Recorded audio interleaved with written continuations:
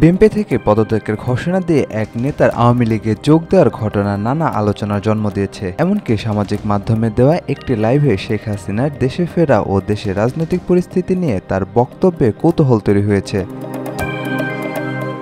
আওয়ামী লীগে যোগ দেওয়া ওই নেতা অ্যাডভোকেট ফজলুল করিম মুবিন। তার পিতা প্রয়াত ডাক্তার আবু আহমদ ফজলুল করিম কিশোরগঞ্জ সদর আসনের বিএনপি নেতা ও সংসদ সদস্য ছিলেন। ফজলুল করিম বিএনপির প্রতিষ্ঠাতা প্রয়াত রাষ্ট্রপতি জিয়াউর রহমানের সরকারে স্বাস্থ্য প্রতিমন্ত্রী ছিলেন।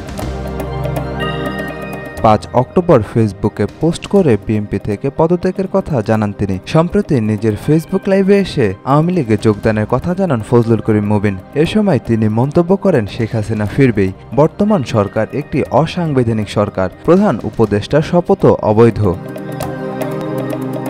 মুবিন বিবিসি বাংলাকে জানিয়েছে, ৫ আগস্টের পর মানুষ যে পরিবর্তন দেখতে চেয়েছিল তা হয়নি। তাই সবকিছু ভেবেচিন্তে আওয়ামী লীগে যোগ দেওয়ার সিদ্ধান্ত নিয়েছেন তিনি।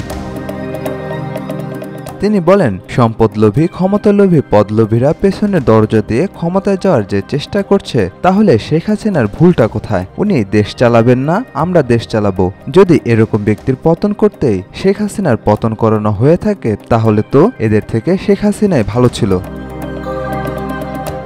এমন প্রেক্ষাপটে মুক্তিযুদ্ধের চেতনা ও ধর্মনিরপেক্ষতায় বিশ্বাস করেন বলেই শেখ হাসিনাকে সমর্থন দিয়েছেন বলে উল্লেখ করেন ফজলুল করিম মুবিন। সাজিদ আকরাম সৌরভ, আজকাল।